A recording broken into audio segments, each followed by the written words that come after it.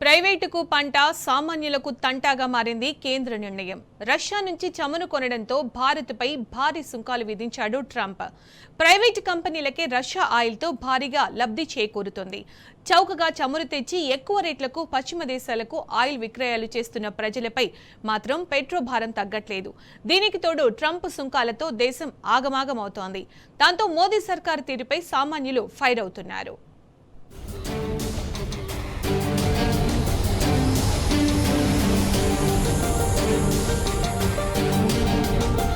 America అధ్యక్షుడు Donald Trump భారత్పై 50% సుంకాలు విధించారు.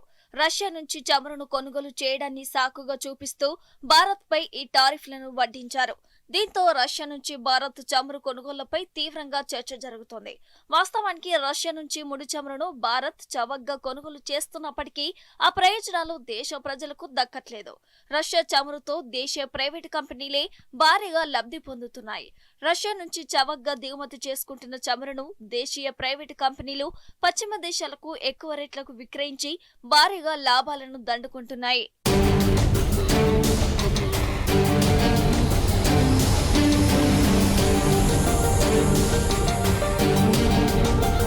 దేశంలోని ప్రభుత్వ రంగ ఆయిల్ రీఫైనరీలకు ఇతర దేశాలకు పెట్రోల్, డీజిల్ ఎగుమతి చేసేందుకు కేంద్రం అనుమతి లేదు.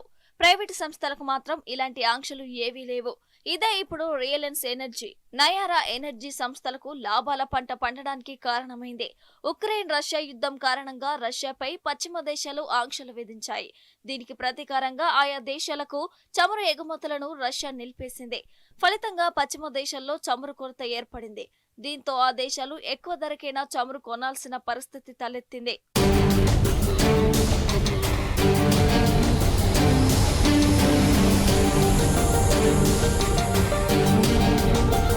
విదేశాల్లో ఈ చమురు అనిశ్చితిని ఆసరాగా చేసుకున్న భారత్లోని ప్రైవేటు రీఫైనరీ కంపెనీలు రష్యా నుంచి చౌకగా చమురును దిగుమతి చేసుకుని పశ్చిమ దేశాలకు ఎక్కువ ధరలకు విక్రయించి భారీగా లాభాలు పొందుతున్నాయి.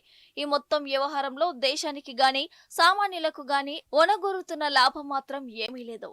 పైగా ట్రంప్ తాజా సుంకాలతో దేశ ఆర్థిక వ్యవస్థ ఆగమయ్యే ప్రమాదం ఉందని ఆర్థిక నిపుణులు హెచ్చరిస్తున్నారు. మొత్తంగా రష్యా చమురుతో ఒకవైపు ప్రైవేటుకు లాభాల పంట పండుతుండగా మరోవైపు దేశ ఆర్థికానికి సామాన్యులకు గడ్డు పరిస్థితులు వచ్చినట్టు అర్థమవుతుంది.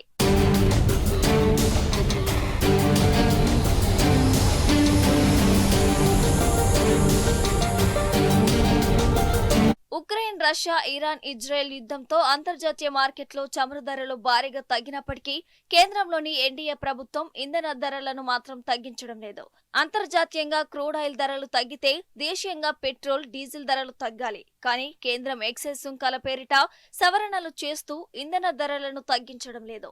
దీనికోసం ఎక్సైజ్ డ్యూటీ పేరిట అదనపు సుంకాలను విధిస్తోంది. మొన్నటి వరకు రష్యా నుంచి తక్కువ ధరకే చమురును కొనుగోలు చేసిన ప్రభుత్వ రంగ ఆయిల్ కంపెనీలు కూడా దేశీయంగా పెట్రోల్ ధరలను మాత్రం తగ్గించలేదు.